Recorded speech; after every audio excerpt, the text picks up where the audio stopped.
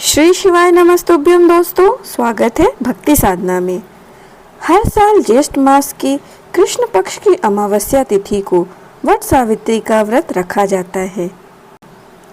इस साल वट सावित्री का व्रत 6 जून 2024 को रखा जाएगा, यानी गुरुवार के दिन रखा जाएगा।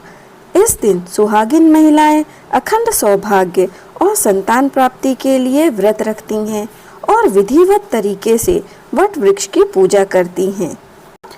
वट सावित्री व्रत में पूजन सामग्री क्या क्या लगेगी और पूजा विधि किस प्रकार है और इस दिन आप एक विशेष उपाय अवश्य करें। तो आइए जानते हैं पूजा सामग्री, पूजा विधि और उपाय के बारे में।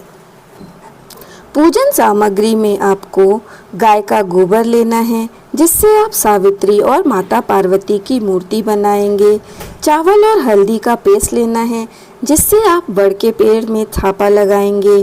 भीगी हुई चने की दाल, बताशे, नारियल, कच्चा सूत, एक कलश में जल, 16 श्रृंगार का सामान, ऋतुफल और पुष्प लेकर यह सब सामग्री लेकर आपको पहुंच जाना है वट वृक्ष के पास। क्योंकि इस दिन गुरुवार है, इसलिए आप पीले वस्त्र धारण करें। सुबह स्नान करके पीले वस्त्र धारण करके आप वट वृक्ष के पास जाएं और पूजा आरंभ करें। अब जब आप पूजा करें तो आप एक कलश बना लें, उसमें आप नारियल रख लें और नीचे आप एक गौर बना लें। हल्दी सुपारी चढ़ा दें, अक्षत चढ़ा दें। अब जो आपने कच्चा दूध लिया था उसे आप वड़ के जड़ में डाल दें। उसके बाद थोड़ा सा जल डाल दें और हल्दी और चावल का जो पेस्ट बनाया था उससे आप 12 बार वट के वृक्ष में आप थापे लगा दें। फिर जो आपने 12 बड़ के पत्तियां ली थी, उन पत्तियों को आपको जमीन पर रखना है बड़ के पेड़ के नीचे, और उसी में एक एक पत्ते में आप एक एक बताशा रखते जाएं और थोड़े थोड़े भीगे हुए चने की दाल रखते जाएं। उसकी आप हल्दी कुमकुम से पूजा करें।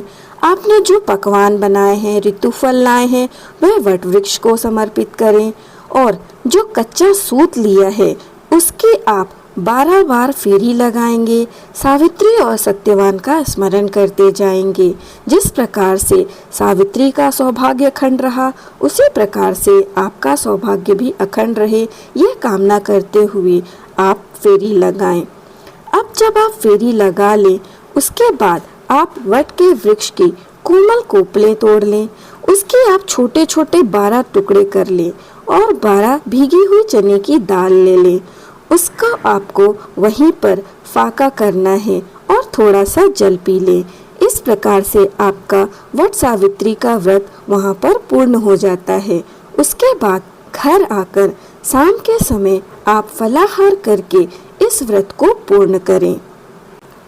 यह तो बात थी उन स्त्रियों की जो लोग हमेशा से व्रत करती आई हैं, पर जो नवविवाहिता हैं, क्या वह इस बार व्रत प्रारंभ कर सकती हैं? तो उन्हें बता दें कि इस वर्ष वो व्रत ना उठाएं, क्योंकि इस समय शुक्र अस्त है। इसमें कोई भी मांगलिक कार्य नहीं किए जाते हैं। इससे आप अगले वर्ष इस व्रत को प्रारंभ करें। वट वृक्ष का आप एक विशेष उपाय अवश्य करें। अगर आपके घर में बहुत ज़्यादा कर्जा हो गया हो, कर्जा बढ़ता जा रहा हो, थोड़े दिन आपको बड़ के वृक्ष के नीचे आप वटकेश्वर महादेव के लिए 1 लोटा पानी, उसमें पिसा हुआ चावल मिला लें और पिसी हुई हल्दी मिला लें।